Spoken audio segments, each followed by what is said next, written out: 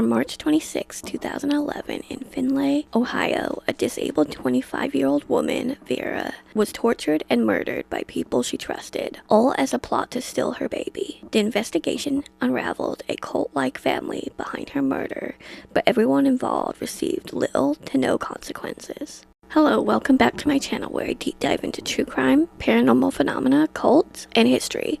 Please like and subscribe. Without further ado, let's get into today's case. I'm discussing the absolutely horrific murder of a vulnerable woman named Vera Jo Messersmith. This is her story.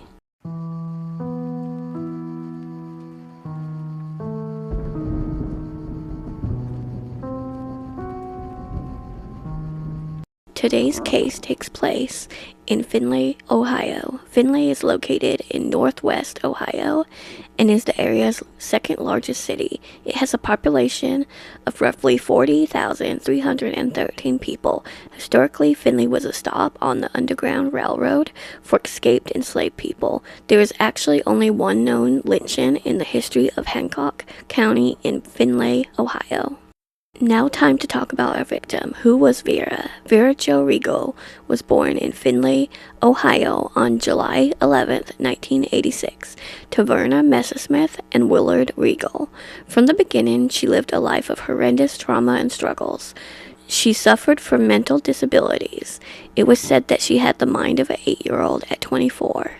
To make matters worse, when Vera was 11, Willard started to molest her from June 15th to July 15th, 1998. He was caught, arrested, and charged with 4 counts of rape and sentenced to 40 years to life. Her mom's boyfriend also molested her. She began to resent her mother and distance herself from her. She struggled with reading and math, but took specialized classes in high school.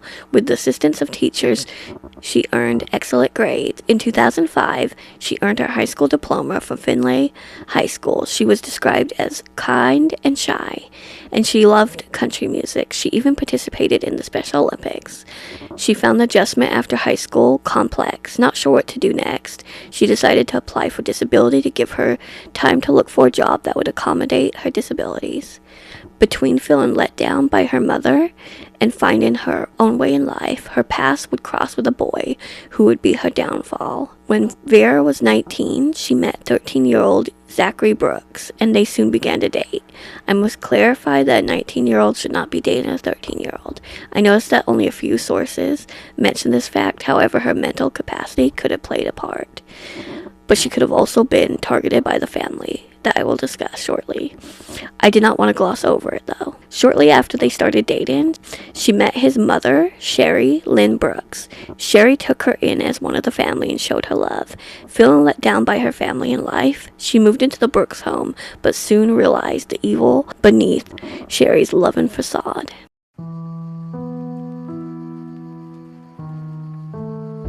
To understand the evil that Cheri was capable of, I will go into her life before Vera met this awful family. Cheri was born as Cheri Lynn Emmons in Findlay on November 3rd, 1962. Like Vera, Cheri was sexually abused by her father, Big Chuck. He abused her in the toddler years until she was put into foster care because of the abuse. Despite being taken from Chuck, she engaged in a sexual relationship with him into adulthood. Cheri had a history of lying and had an obsession with children, even though she mistreated her own children.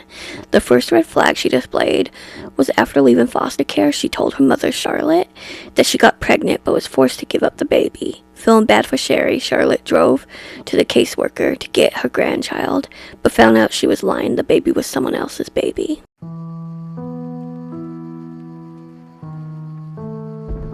Cheri had 9 children, 5 of which was removed one by one.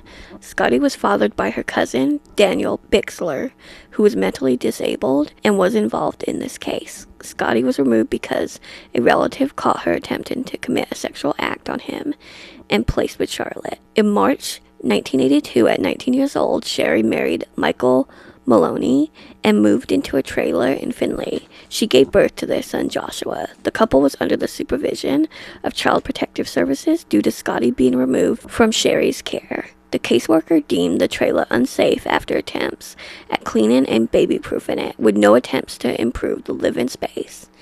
They never had enough money for food for the baby, but refused to attend WIC appointments to obtain assistance, which is just crazy to me that you would refuse free services to get you free food, basically. Anyways, all of this came to a head when Joshua was diagnosed with colic. Colic is when a baby cries for long periods of time, commonly caused by gas, indigestion, or overfeeding.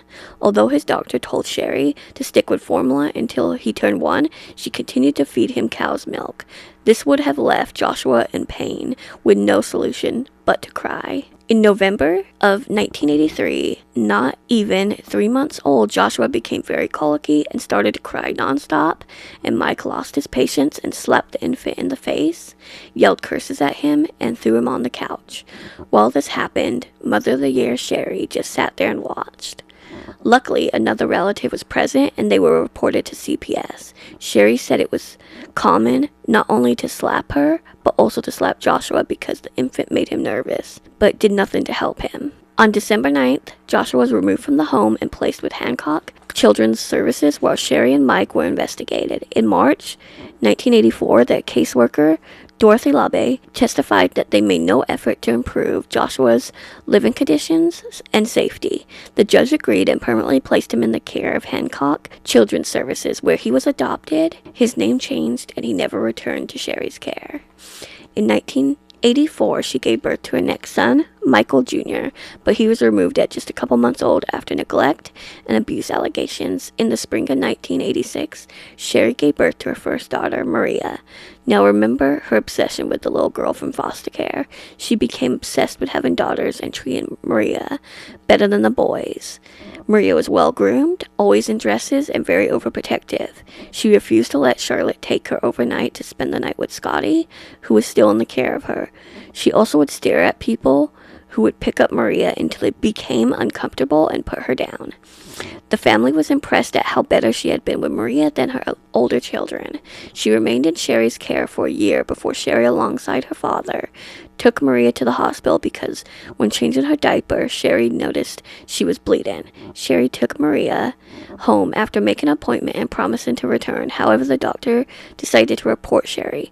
Poor Maria was sexually assaulted, and it is assumed that Cheri was the offender due to the fact that she never let her out of her sight. But this is purely speculatory. That night, she offered that Charlotte take Maria and she take Scotty for the night. Charlotte found this strange because she was never allowed to take her, but she agreed. After learning about the family's history with CPS, they decided it was best to remove Maria, but when they arrived, they discovered she was not there, and Cheri refused to say where she was. The police figured out she was with Charlotte and went there to remove Maria and never placed with or seen Cheri again. In 1987, Cheri gave birth to another little girl, her 5th child, named Little Cheri. She was well taken care of in the same ways as Maria, but she was not as obsessive with her. She didn't even make it to 6 months old before being removed due to abuse. Little Cheri never saw Cheri again and never reached out to her.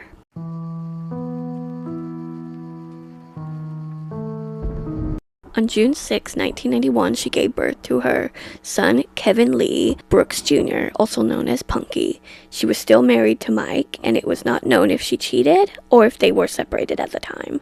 His father was Kevin Brooks Sr. Punky was a troubled kid who was a member of the gang Crips and ruled the home because even Cheri was terrified of him. Also, Cheri treated him like she did with Maria and little Cheri. He was not neglected. He was the typical spoiled brat, and she thought he could do no wrong. On June 18th, she gave birth to Zachary Curtis Brooks, Vera's boyfriend. It is believed that Vera was chosen to provide her with a granddaughter, possibly due to her disabilities, thinking she might be easy to control. But back to the timeline, in the following year, 1993, she divorced Mike. That same year, on July 26, she gave birth to Garth Allen Brooks.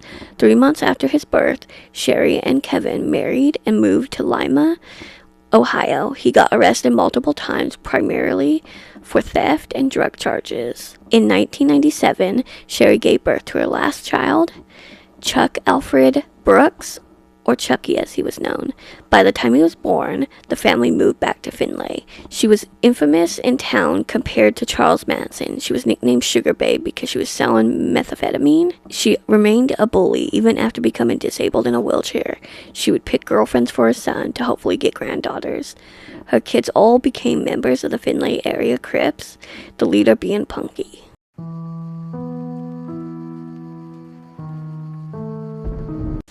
After moving in with Cheri, Cheri soon began cashing Vera's disability checks for herself. Cheri clarified her expectations from Vera, saying that she wanted her to give her a grandbaby. Being a people pleaser, Vera agreed. Soon Vera would announce her pregnancy and things would get dark for Vera at a time when she should be happy. The family began to treat her like a slave and only get there to give her a baby. Cheri would tell everyone that she was having a daughter, not to mention it was Vera's baby. Cheri forced her to drink 3 bottles of castor oil to give birth on November 3rd, which is her birthday. However, Vera did not give birth until the day after Cheri's birthday on November 4th, over a month early. Because of being born so early, her baby, Willa Dean, had heart issues and had to stay in the NICU for the first few weeks of her life. Once home, Vera's situation spiraled. She was not allowed to touch Willa Dean or she would be beaten. She could not hold her baby. She was forced to clean the house or rub Cheri's feet, secluded from everyone outside the family. She attempted to leave several times with Willa Dean but would always get caught, and Cheri threatened that if she ever left, she would slash Willa Dean's throat. She stayed in hell to protect her baby. Vera became the family's punching bag, and Cheri even told the family she looked cute with black eyes like a raccoon. They forced her to sleep in a closet with a pig, and there were even reports she was made to eat the pig's feces as a punishment. Someone set Mace off in an upstairs bedroom, and Vera took the blame. Shannon claimed she was pregnant and suffered a miscarriage. I assume Shannon did not want a baby or saw what was happening with Vera, and she knew she would have the same fate. Shannon said the family wanted her dead, and soon Vera was blamed whenever things went wrong with the family. On July 4th, Punky was walking with Heather on the shoulder of the road. Punky walked out into the road. It was dark and the driver could not see him at the time, so he was struck. He was taken to the hospital but passed away there. Cheri, of course, did not believe the reports. First she lied and said that they were heading to fireworks when they were heading to a drug deal to get heroin. She was convinced that Heather was responsible for his death. At first she pushed him into the vehicle, but eventually settled on the theory that she hired the driver to hit him. During his very small memorial at Cheri's home, convinced that Heather caused his death, she got Shannon to beat her up. Shannon punched her in the face upon Cheri's instructions. Then other people present told her to curb stop her, but she refused and just continued to beat her. Marcy yelled at her and said that's what she gets for killing Punky, and then Heather left with her life. Surprisingly, Zachary took his spot as the leader of the Crips. Cheri cremated Punky and kept his ashes on a shelf in the living room next to Punky's shrine. She would leave candy bars for Punky, but no one was allowed to touch them. Vera was beaten for eating one of his Kit Kats and disrespected him. From here on out, Cheri became meaner and her mentality worsened. Police were called multiple times on Vera's behalf, but she was dependent on the family and she would defend them. Even though the police saw the bruises and the living conditions, they said they could not do anything. They saw that Cheri would urinate in a bucket within reach of Willa Dean and that the pigs would use the house as their bathroom. They could have at least removed the baby. They were also aware of Cheri's past with CPS. Vera would have been a frequent patient at the hospital, but blamed falling down the stairs or other stupid excuses. Once she went to get seen for a broken nose by Zachary, and per Cheri's instructions, told them it was a black boyfriend from a town over, which is such an ignorant excuse to make her use. Vera became a burden, and Zachary was not in love, if it was unclear. He wanted to date other girls, but Cheri did not wish to lose Willa Dean and knew Vera would quickly get awarded custody. This is when such an evil murder plot begins to take shape. Cheri proposed a plan where Vera would overdose and pass out on the train tracks. She said there was someone who got hit by a train and the head looked like hamburger meat. Her comment is so disturbing and shows you what type of person she is.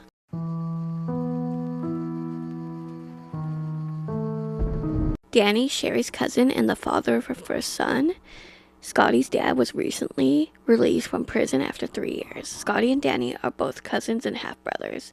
His dad was in jail for trying to murder his mom. Danny had a teardrop tattoo on his face, insinuating that he had murdered someone. His girlfriend Nicole expressed 1 and 1, which showed Cheri they were opening to murder Vera. Danny and Nicole had been living with Cheri since he was released. Cheri planted the seed in their heads and said it was not Shannon but Vera who pushed Punky to his death and then ate his candy. She also said she sprayed the mace, causing Shannon to miscarry, and also abused Willadine. She fabricated a lie that Vera threw a brick at her foot while cleaning a rabbit's cage, causing permanent damage. Vera was beaten and hospitalized but refused to press charges. Cheri insisted that Vera had to die, and they agreed. They began to torture Vera, even worse if that's possible. They consistently beat her for the next 4 days. Cheri's son, Chucky, tied a padlock to the end of a belt. The family then took turns beating her. If that was not enough, they also used a paddle to beat her, and her head was stomped. It's believed that torturing this poor girl excited Nicole. She and Danny would take breaks in the bedroom, then come out to beat Vera and repeat. They would scream at Nicole to hit Vera, saying she was a whore and that she wants to sleep with Danny. This all occurred in Cheri's room, where Willadine slept, if you remember. So her baby witnessed all this depravity and torture of her mother. On the night of March 26, 2011, Vera was told by Zachary, Nicole, and Danny that she had to put her shoes on because they were going for a walk. People who were present said that they thought she knew she was going to die because she cried and refused, but ultimately agreed. When they got to the railroad tracks, the three began to stab Vera with a dull kitchen knife. Because the knife could penetrate her skin, they forced her to strip naked so they did not have to put much energy into the stabs. After they thought she was close enough to death, they laid her sideways on the tracks.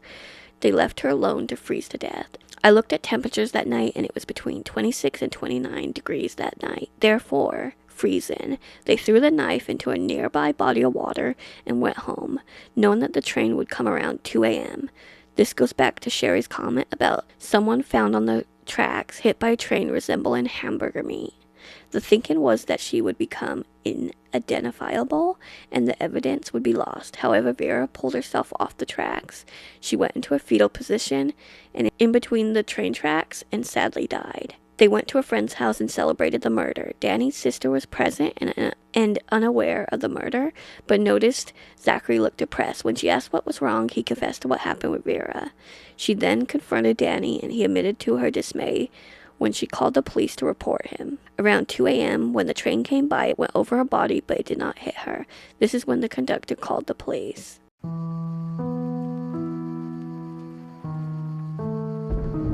The autopsy showed that she was stabbed 21 times and her throat was slashed from ear to ear. They also see that every bone in her face was broken from the beating she received leading up to the murder. The police went to the Brooks home to interview each family member, but of course, Cheri was present to make sure they did not say anything that she did not like. When questioned, Cheri claimed it must have been her black boyfriend because after setting off the mace, she left with her boyfriend. In the home, they found a bloody shirt that belonged to Nicole, a belt, and a lock of Vera's hair. After watching the video surveillance, the police saw the trio walking with Vera to the train tracks. Nicole and Danny eventually claimed that Cheri drugged them and talked them into murdering Vera and told them how to commit the murder. The police soon arrested the couple. They both received plea deals, where Danny was sentenced to 40 years to life for the death of Vera, and Nicole got 23 years for conspiracy. Zachary was charged with obstruction of justice and sentenced to 4 years. Kevin Brooks and another son was arrested for selling prescription drugs. Cheri spent 10 days in jail in 2014 for inappropriate conduct with a minor. I can only imagine what the contact consisted of. In 2015, she was charged with obstruction and drug trafficking and sentenced to 40 months. Michael, Shannon, Garth, Chucky, and Scotty were charged with obstruction, but received either served time or just a fine.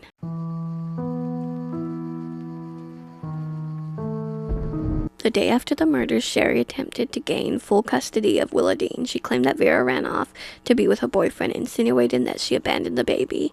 This could have worked if she had not known in town for one Vera to disappear and have the baby to herself. Willadine was rescued, let's call it what it is, and put up for adoption. The family was hopeful this would give her a better life and maybe it would be for the best.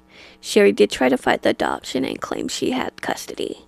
Vera was laid to rest on Knowleresk Cemetery with the name change of Messersmith. The name change is said to be because she hated Regal because of what her father did to her.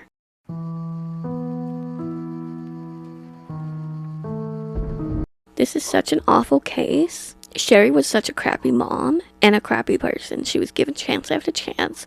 What she did not only to Vera and Willowdean, but to her children is horrendous. Vera was never allowed to prove she could have been a good mom and a successful person. She was trying to find something to do with her life, and she met the wrong guy and the wrong family. What could have been changed from the outcome of her life? I believe that if she did not come from a turbulent family, she would have not been susceptible to the family's lies and eventual mistreatment leading to her murder. This could have been avoided if Cheri had not been allowed to be a mom. Zachary is the one who lured her into the family.